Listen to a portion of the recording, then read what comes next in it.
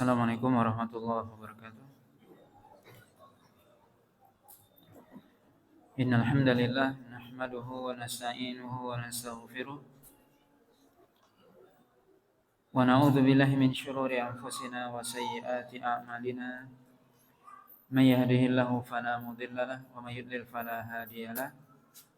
Asyhadu an la ilaha illallah wahdahu la syarika lah wa asyhadu anna Muhammadan abduhu wa rasuluh alladzi la rasula wa la nabiyya ba'dahu. Ya ayyuhalladzina amanu taqullaha haqqa tuqatih wa la tamutunna illa wa antum muslimun, amma ba'd. Bapak dan Ibu kaum muslimin dan kaum muslimat yang dirahmati Allah Subhanahu wa taala. Pada malam hari ini kita lanjutkan pembahasan dari kitab Sahih Muslim. Bab yang ke-10 yaitu bab at-targhib fi shadaqah wa ikhrajul mal. Yaitu bab tentang anjuran untuk bersedekah dan mengeluarkan harta di jalan Allah Subhanahu wa taala. Hadis ini ke dalam bab ini disebutkan hadis dari sahabat Abi Dzar radhiyallahu taala anhu, qala kuntu amshi ma'an nabiy sallallahu alaihi wasallam fi harratil Madinah 'isha'an wa nahnu nanzur ila Uhudin faqala li Rasulullah sallallahu alaihi wasallam ya Aba Dzar, qala qultu labbaik ya Rasulullah, qala ma uhibbu anna Uhudan dzaka indi dhahabun amsa thalithatan indi minhu dinarun illa dinaran ursiluhu lidainin illa an aqula bihi fi ibadillahi hakadha hatha baina yadayhi wa hakadha an yaminihi wa hakadha an shimalihi. Qala thumma mashayna qala faqala ya Aba Dzarrin, qala faqultu labbaika ya Rasulullah, qala innal aktsarin humul aqallun yaumal qiyamah illa man qala hakadha wa hakadha wa hakadha mithla ma sana fil marratil ula.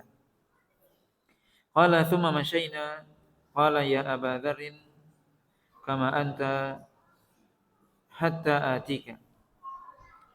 Qala fantalaqa hatta tawara anni. Qala sami'tu laghatan wa sami'tu sautan. Qala faqultu la'alla Rasulullah sallallahu alaihi wasallam urida lahu. Faqala fahamamtu an attabi'ahu. Qala thumma dzakartu qawlahu la tabrah hatta atika. La tabrah hatta atiyaka. Qala fantadhartuhu falamma jaa dzakartu lahu alladhi sami'tu qala faqala dzaka Jibril atani faqala man mata min ummatika la yusyriku billahi syai'an dakhala al-jannah. Qala qultu wa in zana wa in saraq. Qala wa in zana wa in saraq. Hadis ini dari sahabat Abi Dzar radhiyallahu taala anhu, bahwasanya beliau mengatakan, saya pernah berjalan bersama Nabi sallallahu alaihi wasallam fi harratil Madinah, yaitu suatu tempat yang di situ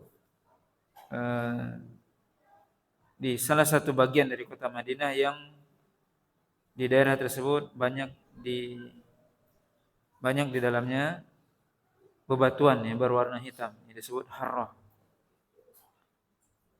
Kami berjalan, kata Abi Dzar, pada malam hari dan kami melihat ke Gunung Uhud. Maka kemudian Rasulullah SAW bersabda, wahai Abu Dzar. Maka aku mengatakan labbaika ya Rasulullah. Kemudian Rasulullah SAW mengatakan, tidaklah aku ingin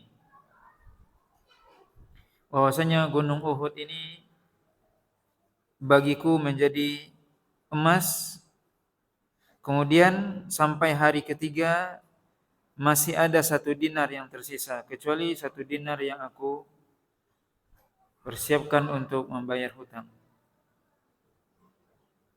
Kecuali aku mengatakan kepada seluruh hamba Allah seperti ini, yaitu Nabi SAW memberikan isyarat dengan kedua tangannya di hadapannya, seperti seorang yang memberi, di hadapannya dan di kanan dan di kiri. Kemudian kami pergi, kemudian kami lanjutkan perjalanan. Kemudian Rasulullah mengatakan, wahai Abu Dzar. Kemudian aku mengatakan, labbaika ya Rasulullah. Innal aktsarin humul aqallun yaumil qiyamah. Bahwasanya orang-orang yang dia banyak hartanya nanti, orang-orang yang dia banyak hartanya di dunia, maka mereka nanti di akhirat banyak sedikit kebaikannya. Kecuali orang-orang yang melakukan seperti ini, dan seperti ini sebagaimana beliau lakukan di kali yang pertama. Kemudian kami berjalan. Lagi. Kemudian Nabi SAW mengatakan lagi, wahai Abu Dzar, tetaplah kamu di tempatmu. Kemudian Rasulullah SAW pergi sampai hilang di kegelapan, tidak kelihatan. Kemudian aku mendengar suara gemuruh dan suara. Kemudian aku berkata, mungkin terjadi sesuatu pada diri Rasulullah SAW. Maka aku ingin mengikuti beliau atau menyusul beliau. Kemudian aku teringat perkataan beliau, yaitu janganlah engkau pergi dari tempatmu sampai aku datang. Maka aku pun menunggu beliau sampai beliau datang. Aku sebutkan bahwasanya aku mendengar sesuatu. Maka Rasulullah SAW mengatakan itu adalah Jibril yang datang kepadaku. Kemudian Jibril mengatakan, siapa saja yang meninggal dari umatmu wahai Muhammad, yang dia tidak melakukan kesyirikan sedikit pun, maka dia akan masuk ke dalam surga. Kemudian beliau mengatakan, aku berkata kepada Jibril, kata Rasul, walaupun dia berzina dan mencuri. Maka kata Jibril, walaupun dia berzina dan mencuri. Hadis ini ya, dari Abi Dzar radhiyallahu taala anhu, beliau menceritakan bahwasanya beliau pernah berjalan bersama Nabi SAW pada malam hari, dan hadis ini menunjukkan keutamaan Abi Dzar. Di antara keutamaan Abi Dzar, di mana Nabi SAW pernah mengajak beliau berjalan bersama Abi Dzar, menunjukkan tentunya keutamaan sahabat Abi Dzar. Kemudian juga Rasulullah SAW menyampaikan pesan-pesan kepada Abi Dzar, dan pesan juga kepada kita. Di antara pesannya Nabi SAW adalah, Nabi tadi mengatakan, kalau aku tidak ingin Gunung Uhud ini menjadi emas, kecuali pada hari yang ketiga tidak tersisa dariku kecuali tinggal 1 dinar saja. Yang itu pun aku persiapkan untuk membayar hutang. Apa maksudnya? Nabi SAW mengatakan, kalau seandainya Gunung Uhud ini menjadi emas dan itu milikku, akan aku bagi-bagikan semua emasnya. Sampai hari yang ketiga tidak akan tersisa kecuali hanya 1 dinar saja.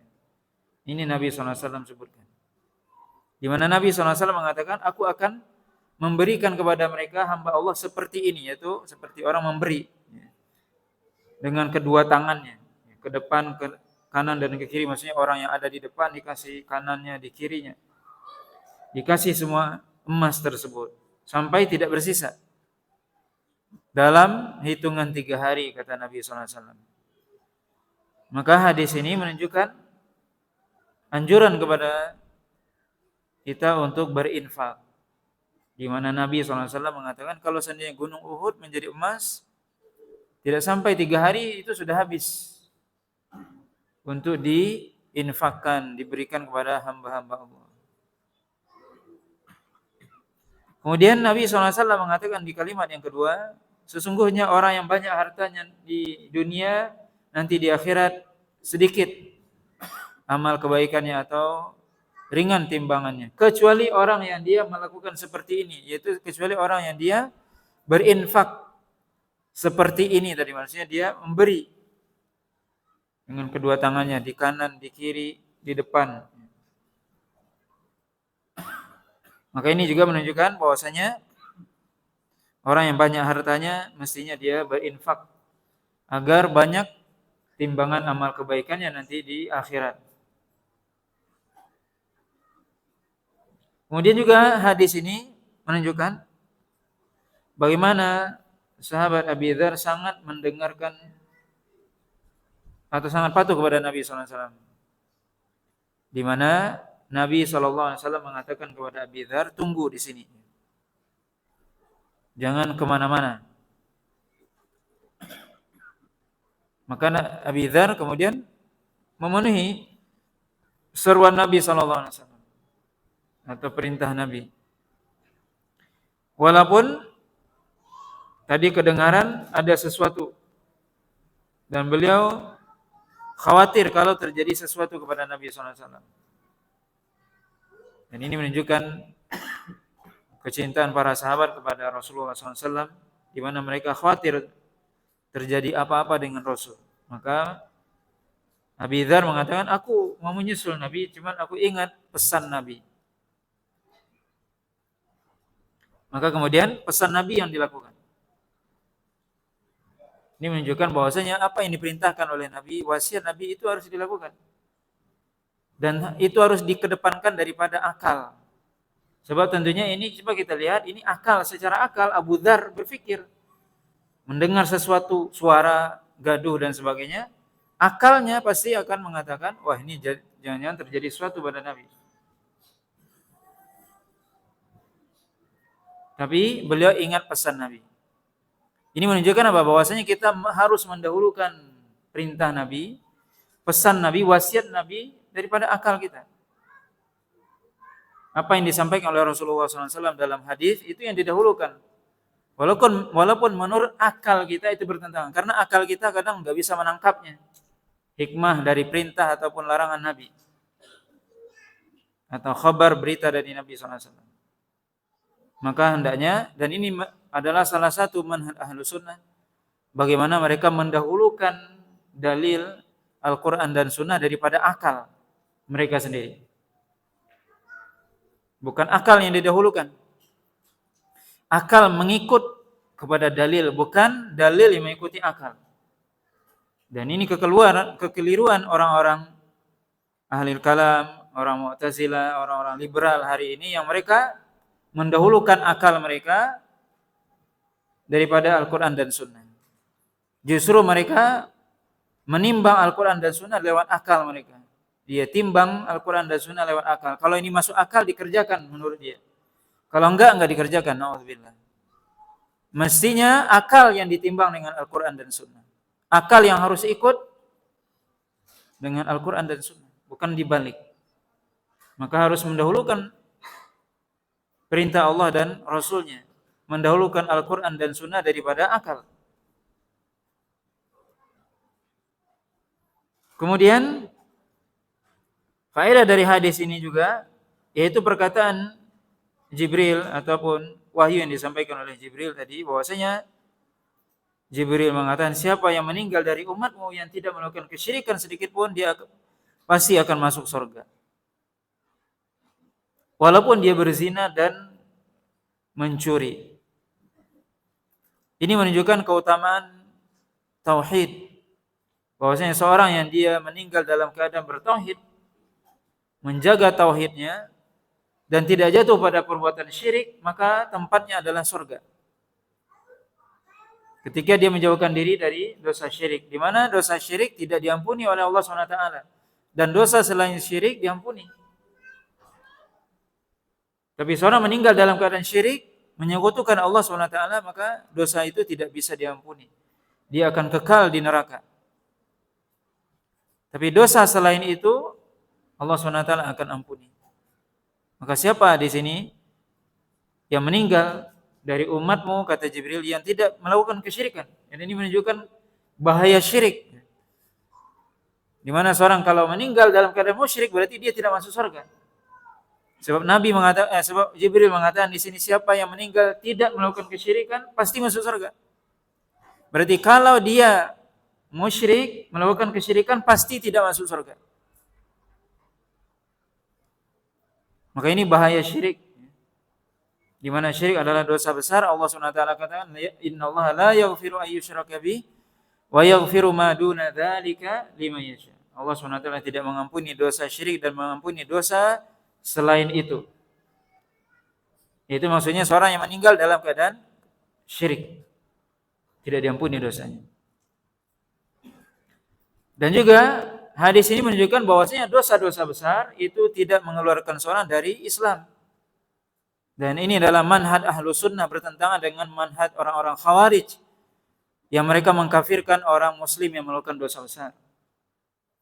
Seorang yang jatuh pada perbuatan zina, mencuri, bunuh diri dan sebagainya tidak menyebabkan dia keluar dari Islam. Itu adalah dosa besar, iya. Tapi tidak mengeluarkan dia dari Islam. Berbeda, dan ini manhaj Ahlus Sunnah. Berbeda dengan orang-orang Khawarij yang dia atau mereka mengkafirkan orang-orang yang melakukan dosa besar.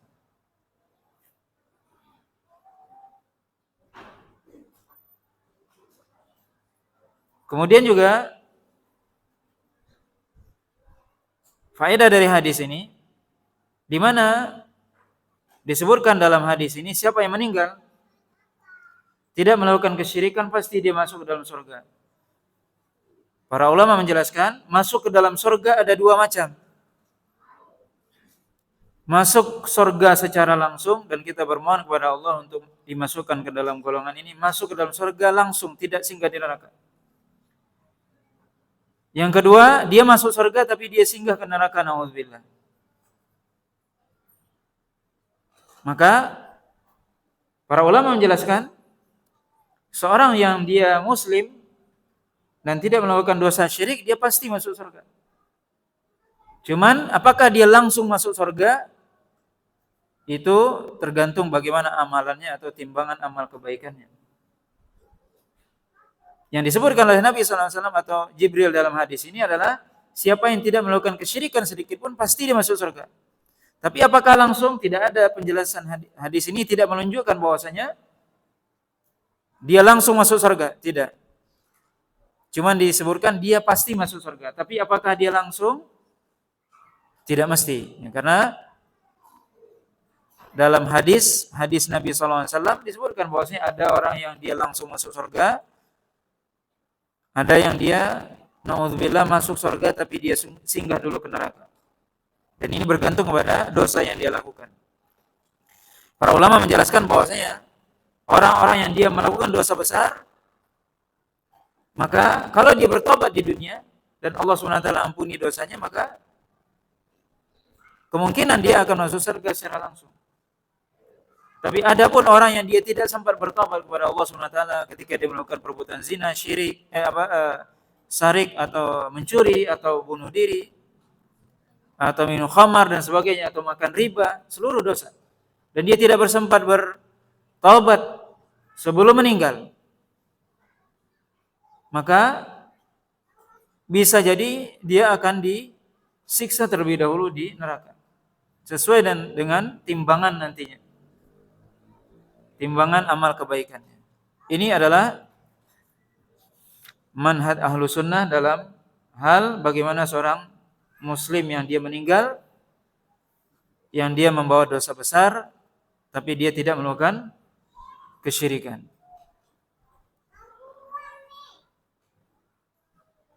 Kemudian hadis selanjutnya juga dari Abi Dzar di sini, yaitu riwayat yang mirip dengan hadis yang barusan kita baca, di mana ya, dalam hadis ini disebutkan juga sebagaimana hadis sebelumnya, di mana Rasulullah SAW berjalan bersama Abi Dzar, kemudian juga Nabi SAW berkata kepada Abi Dzar, innal mukthirin humul muqillun yaumal qiyamah. Itu orang-orang yang dia banyak harta, bisa jadi mereka adalah orang yang sedikit amal kebaikannya nanti di akhirat. Kecuali kata Nabi, orang yang dia memberikan illa man a'tahu Allahu khairan, kecuali orang yang dia Allah berikan banyak harta kemudian dia fanafaha fihi yaminahu wa shimalihi wa baina yadayhi wa wara'ahu. Kecuali dia melakukan kebaikan, yaitu dengan dia nafah, yaitu memberikan hartanya ke kanan dan ke kiri, maksudnya orang yang ada di samping kanan kiri, kerabat, dan nanti akan disebutkan siapa yang lebih berhak untuk kita berbuat baik kepadanya, atau orang yang ada di hadapan atau di belakangnya, dan dia melakukan amal kebaikan.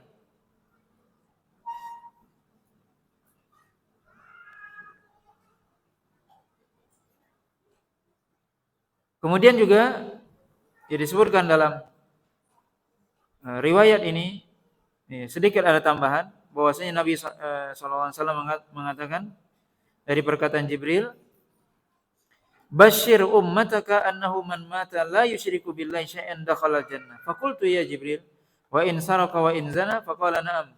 Qala faqultu wa in saraka wa in zana? Qala na'am. Qala qultu wa in saraka wa in zana? Qala na'am wa in syaribal khamar.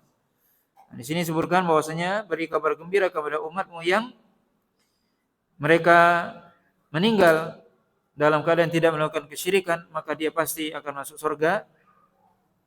Itu maksudnya adalah akhir kehidupannya pasti di surga karena dia muslim. Maka dikatakan walaupun dia berzina, walaupun dia mencuri dan berzina. Di sini dibalik. Walaupun dia mencuri, walaupun dia berzina, dan di akhir hadis disebutkan wa in syaribal khamar, walaupun dia minum khamar.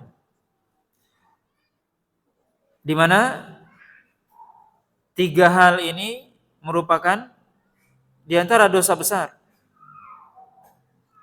yang sering dilakukan oleh manusia. Mencuri, berzina, minum khamar. Bahkan minum khamar yang terakhir adalah wa in syaribal khamar.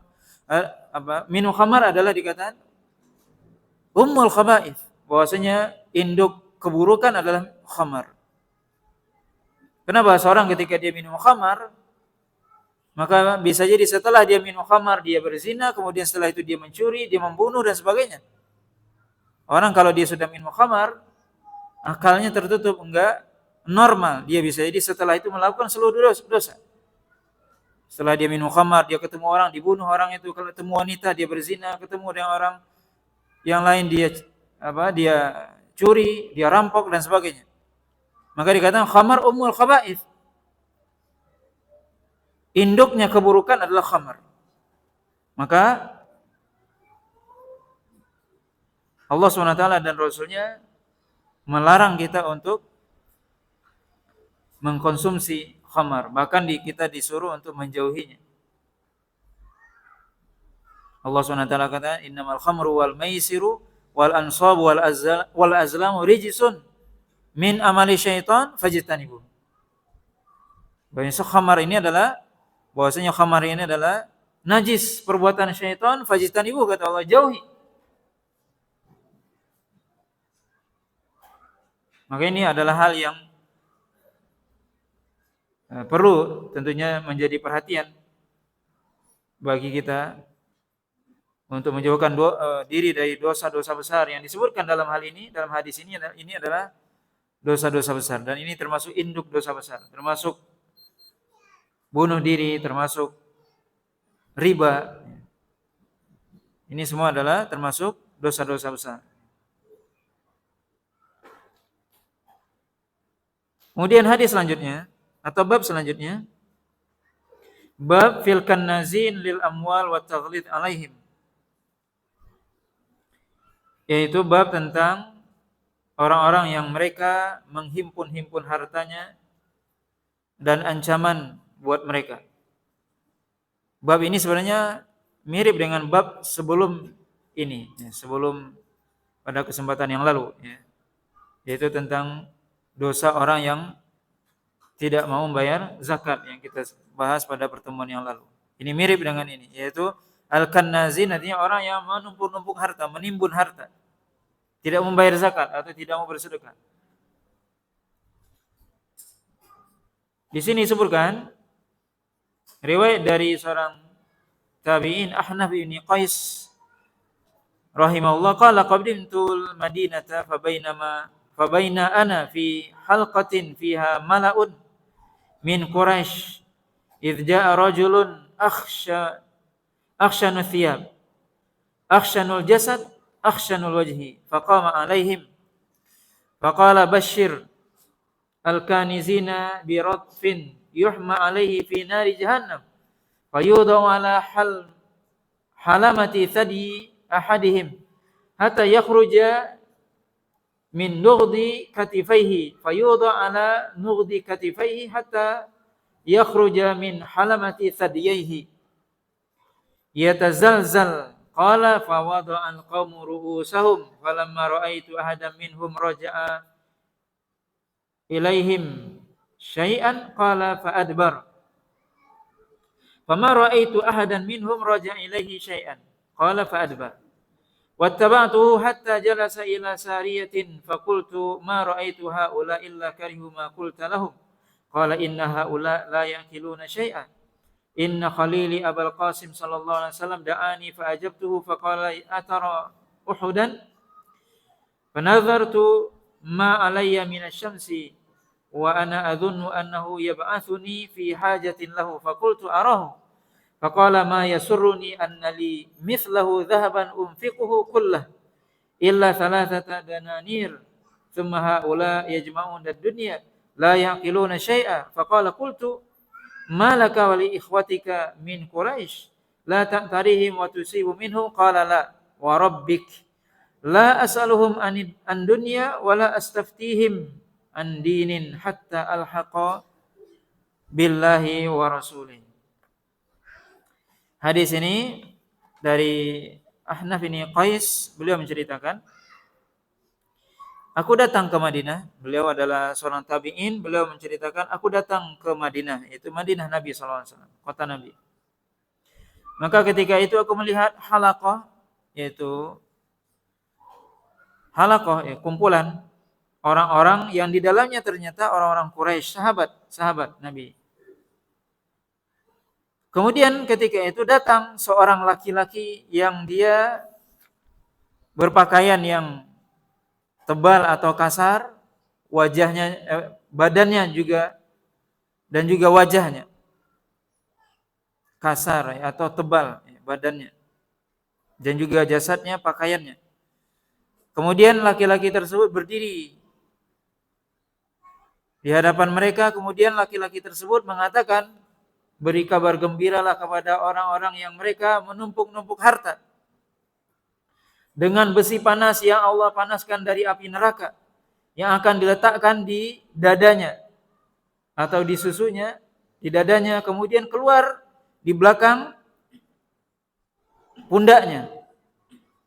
Kemudian atau diletakkan di belakang pundaknya, keluar di depannya dan bergerak. Dan bergerak-gerak di besi tersebut. Kemudian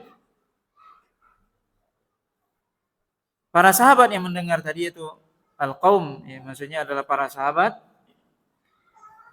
yang ada di halaqah tersebut menundukkan kepala mereka. Kemudian kata Ahnaf ini Qais, saya tidak melihat salah seorang di antara mereka pun yang menjawab.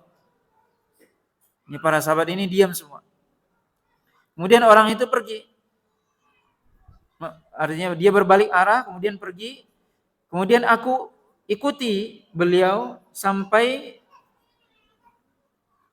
beliau duduk di salah satu tiang masjid. Kemudian aku berkata kepadanya, aku tidak melihat salah seorang di antara mereka.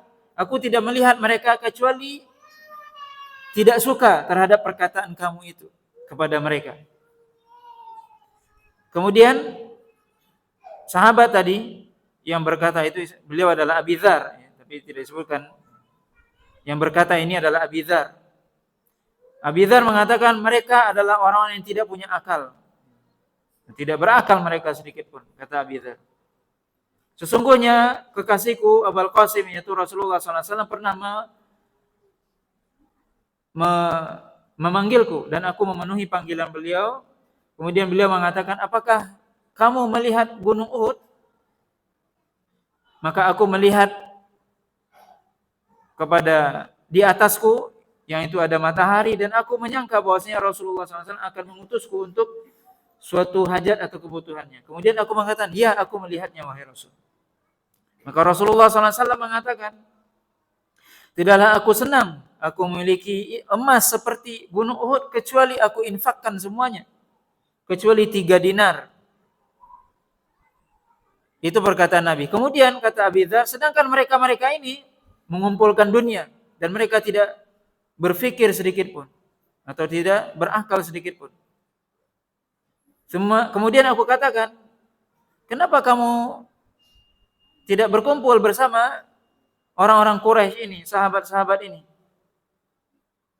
Tidak ikut berkumpul bersama mereka dan juga mungkin engkau bisa mendapatkan sesuatu dari mereka.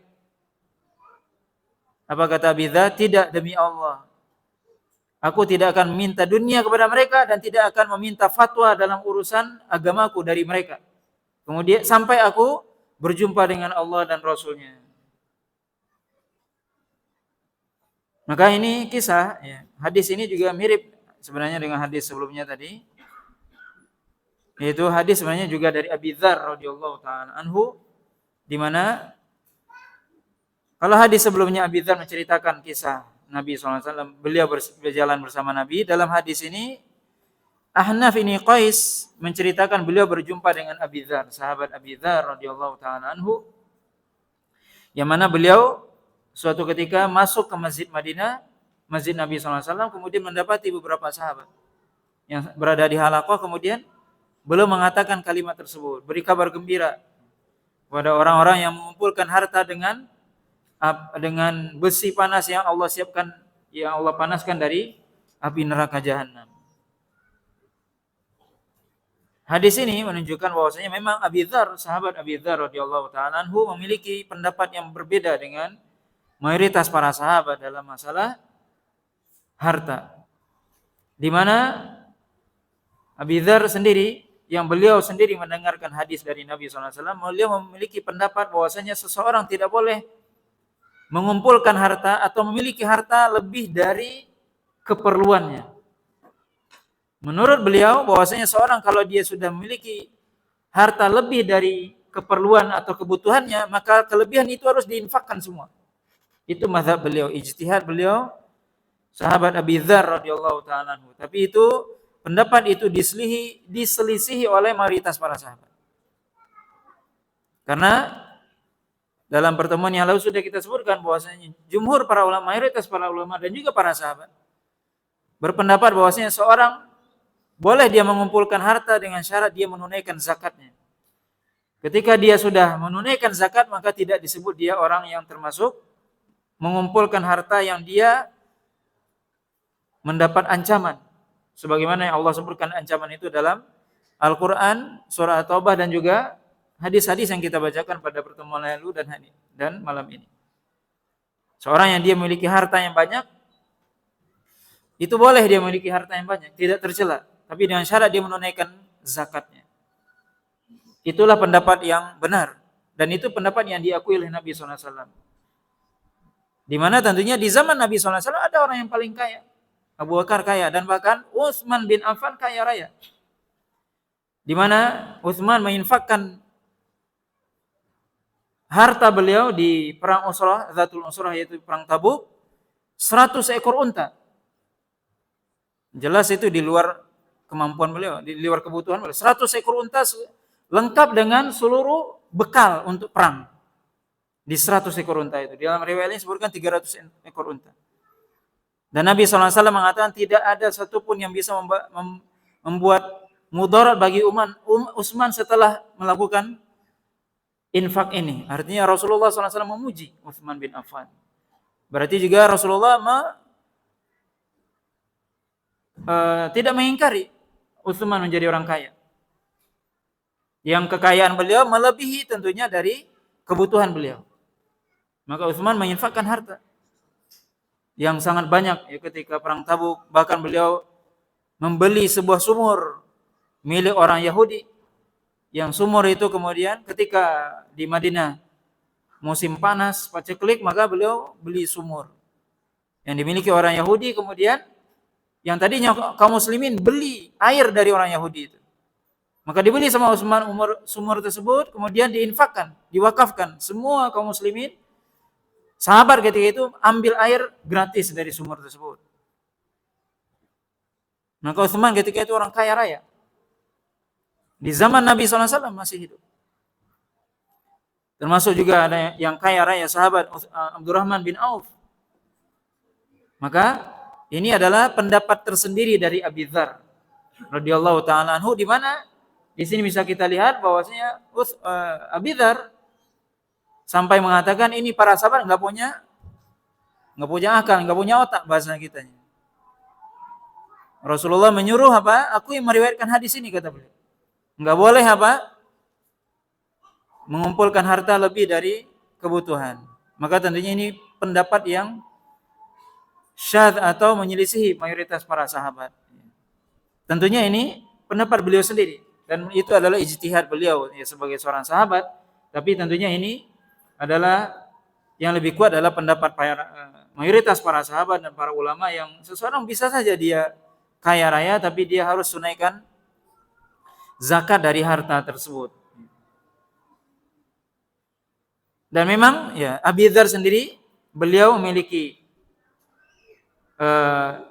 ijtihad seperti itu, dan beliau sampai mengatakan dalam hadis ini tadi bahwasanya aku tidak akan meminta dunia kepada mereka dan aku tidak akan meminta fatwa kepada mereka. Kenapa? Mereka ini orang yang enggak paham, kata menurut Abi Dzar.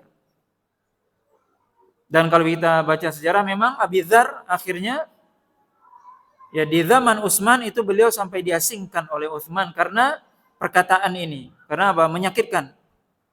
Yang lainnya juga akhirnya apa? Utsman akhirnya dengan ijtihad beliau mengasingkan itu sahabat Abi Dzar. Dan ini tentunya tidak ada permasalahan ya. Ini adalah ijtihad para sahabat melihat ada maslahat dalam hal ini. Mungkin kadang kita juga mendapati orang-orang yang dia lisannya tajam. Cuman kita nggak punya wewenang untuk mengasingkan dia. Tapi ini Utsman sebagai khalifah di zaman beliau mengasingkan Abu Dzar. Karena beliau ya lisannya boleh dikatakan sangat mungkin menyakitkan bagi sahabat yang lain. Bisa kita lihat di sini para sahabat semua orang keturunan Quraisy sebenarnya, enggak punya otak, enggak punya pemikiran. La yaqilun syai'an, enggak punya sedikit pun. Ini kan cukup tajam. Makanya Utsman bin Affan beliau singkirkan. Beliau apa? Asingkan ini. Sahabat Abi Dzar. Dan ini bukan suatu hal yang salah ya. Dalam hal ini kita harus memahami dengan baik ya. Bahwasanya ada untuk maslahat, ada untuk kemaslahatan orang banyak, ada orang yang memang mungkin enggak bisa kita berduduk bersama dengannya. Ada, tapi dia ya baik. Dia sendiri baik untuk dirinya sendiri. Jadi ada orang yang baik untuk dirinya sendiri, tapi nggak bisa baik untuk orang lain. Karena lisannya tajam, atau yang lainnya. Tapi dia baik untuk dirinya. Dia ya, sahabat Abi Dzar terkenal zuhud ya. Ya dia hanya hartanya atau dia hidup dengan sesuai dengan kebutuhannya saja. Tentunya ini hanya untuk dia sendiri. Tidak bisa itu kepada orang lain juga. Sebab kalau seperti itu tentunya orang nggak ada bisa berinfak, menjadi orang kaya dan sebagainya, membangun ini dan itu nggak bisa. Seperti Utsman bin Affan. Maka ini juga hal yang perlu kita pahami dengan baik ya. Bagaimana ya kalau kita baca sejarah tadi disebutkan bahwasanya Utsman juga mengasingkan beliau ya karena memang mungkin sebagian para sahabat ya. Dan ini bisa kita lihat para sahabat ketika disampaikan ini orang-orang keturunan Quraisy. Ya. Sahabat-sahabat kalau dikatakan keturunan Quraisy maka tentunya lebih mulia. Ketika Abi Dzar mengatakan perkataan tersebut, mereka tidak menjawab. Dan ini adalah salah satu sifat yang harus kita tiru. Bahwasanya ada mungkin teman kita, saudara kita yang lisannya tajam, kita harus sabar. Mungkin dia bicaranya kencang, bicaranya agak ceplas-ceplos, ya kita harus sabar, diam. Tidak kita menjawab perkataan itu dengan keburukan juga. Justru akan terjadi cekcok. Nah, kita tiru di sini para sahabat ya. Mereka para sahabat yang banyak ini. Yang duduk ini kata Ahnaf bin Qais, kaum dari orang-orang Quraisy. Para sahabat-sahabat mulia. Ketika disampaikan perkataan itu oleh Abi Dzar, beliau diam. Mereka semua diam. Ini menunjukkan bagaimana para sahabat itu bisa memahami sahabatnya yang lain dan bisa memahami cara berpikir orang. Ini sahabat Abi Dzar cara berpikirnya seperti itu. Maka dipahami. Ya, maka tidak perlu digubris. Sebab kalau seperti ini digubris tentunya ya karena ini masalah apa? Ijtihadiyah. Maka ada persoalan-persoalan yang kalau sifatnya ijtihadiyah maka kita harus berlapang dada menghadapinya. Kita tidak boleh memaksakan pendapat. Kita bisa bayangkan bahwasanya seluruh sahabat ketika itu pendapatnya A, sedangkan Abi Dzar B sendiri. Tapi para sahabat tidak menyalahkan Abi Dzar. Para sahabat tidak menyalahkan Abi Dzar. Hanya Utsman saja yang mengasingkan khawatir kalau ada, tentunya di zaman beliau sudah banyak kaum muslimin yang bukan dari sahabat lagi yang khawatir kalau seandainya mendengarkan perkataan itu mungkin mereka merasa tidak nyaman dan sebagainya, maka itu ada maslahat yang beliau pandang. Tapi para sahabat yang senior ketika didatangi oleh Abi Dzar maka mereka diam. Mereka bisa memahami. Maka ini juga kita harus juga memahami seperti ini. Bagaimana ada mungkin teman kita selama itu tidak melanggar syariat. Karena apa yang dilakukan oleh Abi Dzar pendapat beliau itu tidak salah. Tapi itu tidak bisa diterapkan untuk orang banyak. Nah, ini yang perlu dipahami. Ada pendapat dia benar untuk dia saja. Tapi tidak bisa kalau ini diterapkan untuk orang banyak. Nah, kita harus paham hal tersebut. Kalau diterapkan di orang banyak nggak bisa. Orang jadi susah hidupnya. Pokoknya semua orang yang punya kelebihan harta harus dikumpulkan semua. Itu berat bagi manusia. Tapi kalau untuk diri sendiri boleh. Maka seseorang ketika dia disebutkan oleh para ulama, seseorang yang faqih adalah orang yang dia memberikan kemudahan buat orang lain, tapi dia berusaha untuk memilih yang paling utama untuk dirinya sendiri atau yang susah. Yang paling susah dia kerjakan. Yang mudah untuk orang. Jangan dibalik, dia memberikan fatwa yang susah buat orang, dia cari rukhsah yang mudah untuk dirinya. Nauzubillah. Ini salah. Maka seorang mukmin yang wara', yang zuhud, mestinya apa? Dia berhati-hati kalau untuk dirinya sendiri. Dia memilih pendapat yang mungkin itu lebih aman, walaupun itu lebih sulit. Tapi dia berfatwa untuk orang yang mudah selama itu tidak ada dosa. Itulah orang yang faqih. Bukan sebaliknya. Sekali lagi bukan sebaliknya. Banyak orang yang dia memberikan fatwa, pendapat yang susah buat orang lain. Tapi untuk dirinya sendiri dia bermudah-mudahan. Ini salah. Maka di sini bisa kita lihat apa yang di pendapat Abu Dzar di sini tidak ada masalah. Beliau ketika seorang misalnya berpendapat seseorang nggak boleh menimbun hartanya, apa kelebihan yang ada dari kebutuhan dia harus keluarkan, itu tidak ada masalah. Boleh, silakan saja Anda berpendapat itu. Silakan. Tapi tidak untuk diterapkan kepada orang lain. Artinya apa? Sekali lagi ini adalah suatu hal yang berkaitan dengan kita juga ketika kita memilih suatu pendapat dari pendapat para ulama, ada perselisihan para ulama. Kalau itu menurut kita kuat, itu lebih kita cenderung kepadanya, lakukan. Tapi tanpa kita memaksakan kehendak itu atau pendapat itu kepada orang lain. Selama masalah itu khilaf, maka tidak boleh kita memaksakan pendapat kita kepada orang lain. Di sini bisa kita lihat bagaimana para sahabat berbesar hati, tidak memaksakan pendapat mereka kepada seorang sahabat Abi Dzar, radhiyallahu taala anhum ajmain. Wallahu taala mungkin ini yang bisa kita sampaikan pada malam hari ini. Wallahu ta'ala alam. Subhanakallah bihamdika asyhadu an la ilaha illa anta astaghfiruka wa atubu ilaik. Wassallallahu ala nabiyina Muhammadin wa ala alihi wasallam. Wassalamualaikum warahmatullahi wabarakatuh.